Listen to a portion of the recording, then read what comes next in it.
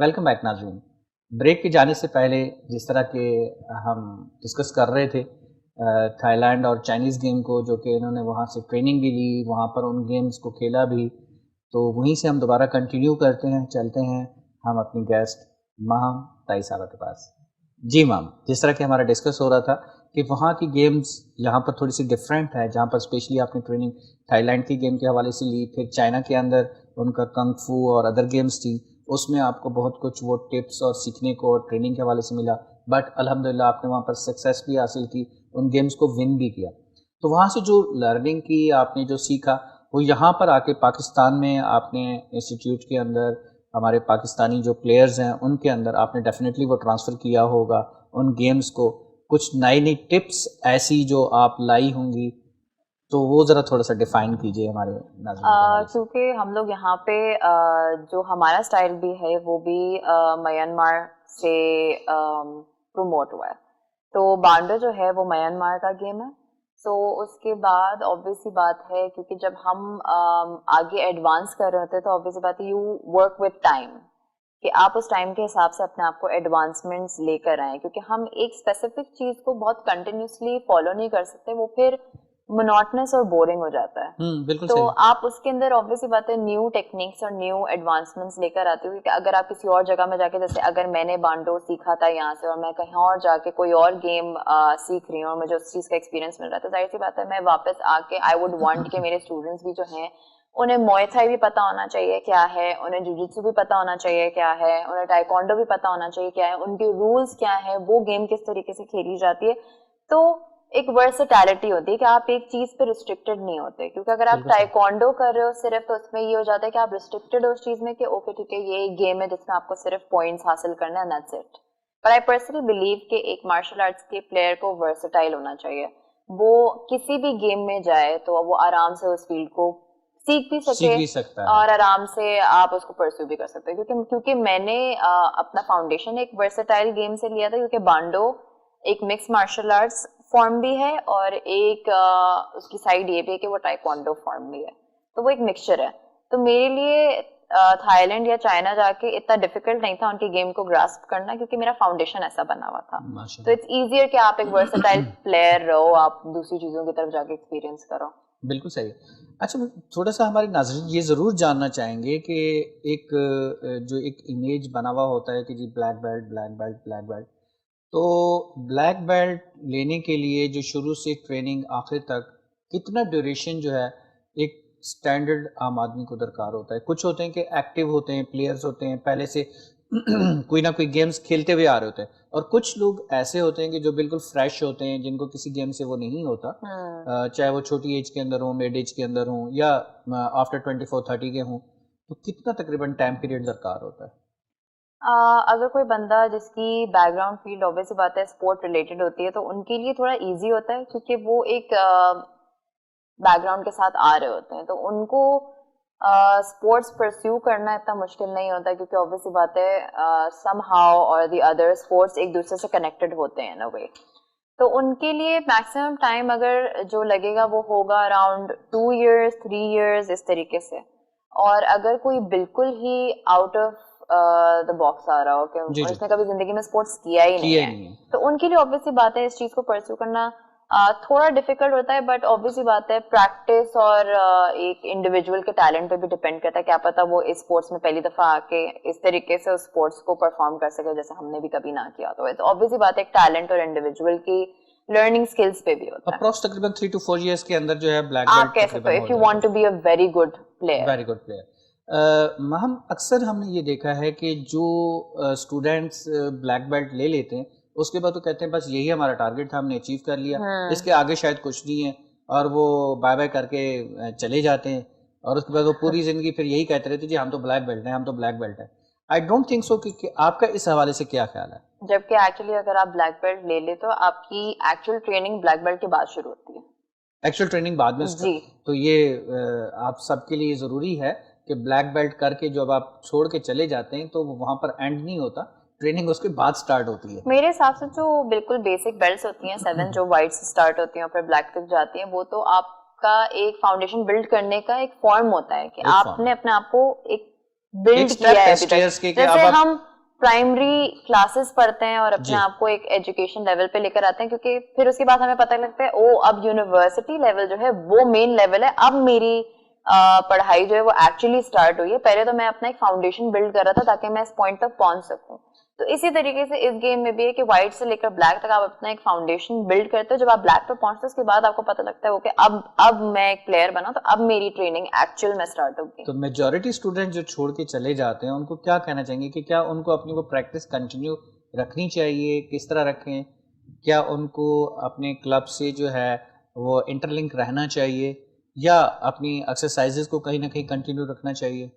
मैं ऑब्वियस बात है हमेशा जितने भी स्टूडेंट्स मेरे पास आते हैं मैं उनको हमेशा यही एडवाइस करती हूँ कि आप ब्लैक बेल्ट लेने के बाद ये गोल नहीं बनाकर आया करो कि मुझे ब्लैक बेल्ट लेना है, मुझे छोड़ देना है। अगर आप छोड़ रहे हो तो फिर कोई पॉइंट नहीं है, क्योंकि आप जिस चीज में आप प्रैक्टिस में नहीं रहोगे वो फिर आपके अंदर रहती नहीं है। फिर वो ये है कि आपने सिर्फ उस चीज को सीखा, आपके पास एक सर्टिफिकेट है लोगों को दिखाने के जी लिए कि मैं जी। ब्लैक बेल्ट हूँ। Black belt. पर अगर आपसे कोई उस वक्त खड़े होकर बोलेगा कि आप ये चीज करके दिखाओ अभी, तो आप उसको उस चीज में परफॉर्म नहीं कर पाओगे, तो फिर क्योंकि जाहिर वो सी एक बात गैप आ है। चुका होगा अच्छा खासा। एग्जैक्टली जी और बिल्कुल। मार्शल आर्ट्स एक ऐसा स्पोर्ट है जो आई फील कि आपकी पर्सनल फिटनेस को भी बहुत ज्यादा केटर करता है। अगर आप 1-2 घंटा भी दिन में उसको प्रैक्टिस करो, आई थिंक दैट्स जी। इनफ। जिस तरह से अभी आपसे बात करते हुए जिक्र हुआ, हमने काफ़ी सारा जो टाइम आपका लिया है वो जस्ट हम जूडो कराटे तक, कराटे की गेम्स और मार्शल आर्ट तक ही महदूद रहे। अब अगर हम उससे थोड़ा सा हट के आपसे क्वेश्चन करना चाहेंगे वो ये कि जो फिटनेस है, फिटनेस के हवाले से और स्पेशली जिस तरह के आप ट्रेनिंग देती हैं लेडीज़ को फिटनेस के हवाले से, वो ट्रेनिंग कैसे होनी चाहिए और कितना तकरीबन टाइम ड्यूरेशन जो है उसमें फ़िटनेस के अंदर एक स्टूडेंट को लगता है, और उस हवाले से ज़रा नाज़रीन को हमारे गाइड करेंगे। फिटनेस से रिलेटेड यूजुअली ये होता है, जितना मैंने अपनी इस फील्ड में देखा है कि कुछ खवातीन जो होती हैं उनको बहुत एंड मोमेंट पे जाके याद आता है, जैसे उनकी शादी होने वाली होती है तो उनको 1 महीना पहले याद आएगा कि हमें पतला होना है, या उनको किसी ने बोला होगा कि अब हमारे आप यहाँ मिल पतले में हो भी जाए। यही होता है। हाँ, और ये एक बहुत बुरा कॉन्सेप्ट है जो मैं चेंज करना चाहती हूँ। आई फील जी कि फिटनेस को एक लाइफस्टाइल बन जाना चाहिए। अब तक तो वो जी। आपकी लाइफ का एक बहुत इंपॉर्टेंट पार्ट होना चाहिए। बहुत सारे लोग जो हैं वो उस पॉइंट पे आते हैं कि ठीक है अब हमें पतला होना है क्योंकि हमें बीमारियां हो रही हैं या हमारे जॉइंट्स में दर्द होना शुरू हो गया है। तो ऑब्वियस सी बात है ये होता ही इसलिए क्योंकि आपका वेट इतना ज्यादा हो जाता है, आप अपनी फिटनेस का ख्याल नहीं रखते, इसी वजह से आप इस पॉइंट पे पहुंचते हो। तो आप उस चीज को स्टार्ट से लेके चलो, अपनी लाइफ का एक बहुत इंपॉर्टेंट एसेंशियल पार्ट होना चाहिए ये आपकी लाइफ का। तो आई पर्सनली बिलीव कि एक इंडिविजुअल, जैसे अगर मेरे पास कोई स्टूडेंट आ रही है या मेरे पास कोई स्टूडेंट आ रहा है, तो एक इंडिविजुअल के हिसाब से मुझे उनको देखना पड़ता है कि उनकी कैरेक्टरिस्टिक्स क्या है, या उनको कोई मेडिकल इशू तो नहीं है, या वो किस फॉर्म ऑफ डाइट फॉलो कर रहे थे। तो एक इंडिविजुअल के हिसाब से आप एक इंडिविजुअल को गाइड करते हो कि वो क्या फिटनेस फॉर्म ले, क्योंकि ऑब्वियसली बात है फिटनेस की फील्ड में भी अब बहुत सारी चीजें आ गई हैं, कार्डियो हिट, इंटरवीन ट्रेनिंग आ गई है, और पिलाटीज वगैरह ये सब चीजें आ गई, तो वो डिफरेंट फॉर्म्स होते हैं अब। तो आप उनको उस हिसाब से केटर करते हो कि ओके ठीक है आपको कार्डियो करना चाहिए, फिर उसके बाद आप वेट लिफ्टिंग की तरफ जाओ, या फिर आप हिट की तरफ जाओ, या पिलाटीज की तरफ जाओ, या आपको योगा करना चाहिए। तो आप इंडिविजुअल को वैसे केटर करते अच्छा मैम, जिस तरह से कोविड-19 का भी एक चलता रहा है हमारे पास एक ड्यूरेशन, और प्लस हमारे साथ वो भी कुछ घरेलू ख़वातीन जो कि बाज़-औक़ात रिस्ट्रिक्ट होती हैं घर से बाहर निकलने के हवाले से, तो उनको क्या टिप्स देंगी कि फ़िटनेस के हवाले से वो क्या करें? उनकी टाइमिंग, उनका स्केड्यूल, उनका डाइट प्लान, उनकी कुछ होम एक्सरसाइज़ेज़, वो तो उनको आप ज़रा गाइडलाइन दीजिए प्लीज़। आई फील क्योंकि अब डिजिटल प्लेटफॉर्म्स पे भी अब इतनी सारी हम लोग वीडियोस देख रहे होते हैं जो एक्सरसाइज रिलेटेड होती हैं, क्लासेस अब ऑनलाइन हो रही हैं, क्योंकि ऑब्वियसली बात है कोविड में ऐसी सिचुएशन हो गई थी you couldn't go to the gym. तो सबने ऑनलाइन क्लासेस उसमें स्टार्ट करी थी जो जूम वगैरह पे ली जा रही थी, हमने जी, जी। खुद भी स्टार्ट की थी ऑनलाइन क्लासेस। तो जिनको लगता है कि उनके पास टाइम नहीं है कि वो स्पेशली जिम जाके वर्कआउट कर सकें, तो आई फील कि वो ऑनलाइन क्लासेस का भरपूर एडवांटेज ले सकती हैं, क्योंकि उनको घर बैठे बैठे एक चीज मिल रही है, तो why why wouldn't you online consume it. Classes तो मैम वो हो गई ना कि जो जिनके पास वो फैसिलिटी मौजूद है कि हम्म। ऑनलाइन क्लासेस के लिए नेट है, मोबाइल है या बाकी चीज़ें। हम बात कर रहे हैं कि वो घरेलू ख़वातीन या वो लोग जो घर पे खुद अपनी बेसिक एक्सरसाइजेस करना चाहें अपने को फिट करने के लिए, उनको क्या-क्या करना चाहिए? उनकी डाइट्स क्या होनी चाहिए? उनकी एक्सरसाइजेस क्या होनी चाहिए? अच्छा, फिर अगर अगर हम इनसे रिलेटेड बात करें तो डाइट के हिसाब से तो ऑब्वियस ही बात है, आप जितना अपना फूड या अपना कैलोरी जो है उसको कंट्रोल करो। जैसे कुछ लोग होते हैं वो तेल बहुत ज्यादा कंज्यूम करते हैं ना, आई जी। पर्सनली फील कि आपको तेल इतना एक्सेसिव पॉइंट में कंज्यूम नहीं करना चाहिए। आप उस चीज को थोड़ा कंट्रोल में रखें, क्योंकि जाहिर सी बात है ये कुछ ऐसी चीजें होती हैं जो नॉर्मली भी बंदे को पता होती हैं और आप फिर भी एक्सेसिवली उस चीज को कर रहे होते हैं जी, जो आपको नुकसान देती है। बिल्कुल जैसे सही कहा। एक्सेसिव शुगर भी, सोडाज हो गए, जंक फूड हो गया, जी, ये सारी चीजें हमें पर्सनली सबको पता होता है कि ये आपको नुकसान देंगे, तो आप उस लेकिन चीज फिर भी को हम उसको कंज्यूम इनटेक कर करते रहे होते हैं। हैं, कंज्यूम करते हैं। उसकी वजह क्या होती है, क्यों करते हैं? Craving, just just due to the taste, taste और एक क्रेविंग होती है। क्रेविंग होती जैसे है। आप जंक फूड की एक अलग क्रेविंग होती है, या जी, सोडा, क्योंकि हाँ ऑब्वियसली बात है बच्चों वगैरह सबको पसंद होती है, तो वही क्रेविंग आपके अंदर बिल्ट हो जाती तो है। उनको किन-किन चीज़ से अवॉइड करना चाहिए नाज़रीन को? एक्सेसिव शुगर हो गया, ऑयल हो गया एक्सेसिव, जंक फूड हो गया, सोडाज, बहुत ज्यादा मीठा, ये सारी चीजें जो है, अगर आप घर पे रह रहे हो एंड यू फील कि आपके पास कोई इतनी एक्स्ट्रा एक्टिविटी नहीं है, तो एटलीस्ट आप अपने माउथ पे तो कंट्रोल कर सकते हो, ताकि आप उस चीज को इतने एक्सेसिव वे पे ना ले जाओ। फिर आई फील कि आप घर में रेगुलर ब्रिस्क वॉकिंग कर सकते हो, जॉग कर सकते हो। वॉक करना is very necessary, it's a very essential exercise. और आपको कुछ लोग ये भी बहुत लैक करते हैं कि वो पानी नहीं पीते। पानी आपको ज्यादा से ज्यादा पीना चाहिए, क्योंकि वो भी आपकी बॉडी, एक्सेसिव जो एसिड्स होते हैं या एक्सेसिव वेस्ट जो आपकी बॉडी में होता है, वो पानी ज्यादा पीने की पानी वजह ज़्यादा से। पीने से जो है वो बहुत ज़्यादा इम्प्रूव हो सकती है बॉडी। बिल्कुल ठीक है, लेकिन कुछ लोगों के घर में मेरे ख्याल में बेस्ट जो है एक्सरसाइज वो हो सकती है कि जिनके घर में स्टेयर्स हों। अगर वो स्टेयर्स हम्म, पे ऊपर-नीचे चढ़ें तो स्टेयर्स कर सकते हैं, वॉक कर सकते हैं, बाकी कुछ नॉर्मल कार्डियो एक्सरसाइजेज होती हैं जिसमें जंपिंग जैक्स वगैरह आ गए, जी, जी। या कुछ नॉर्मल ऐसी एक्सरसाइजेज होती हैं जो वो कर आपने सकते हैं। आपने ज़िक्र किया था न्यूट्रिशन के हवाले से, तो हमारे जो नाज़रीन हैं वो इस चीज़ से भी मुस्तफ़ीद ज़रूर होना चाहेंगे कि न्यूट्रिशन के हवाले से जो है वो क्या-क्या और कैसे जो है क्या होता क्या है, करना क्या है, उसको इनटेक कैसे करते हैं, उसकी कैलकुलेशन कैसे होती है, उसके फ़वाइद जो है वो कैसे हासिल किए जा सकते हैं?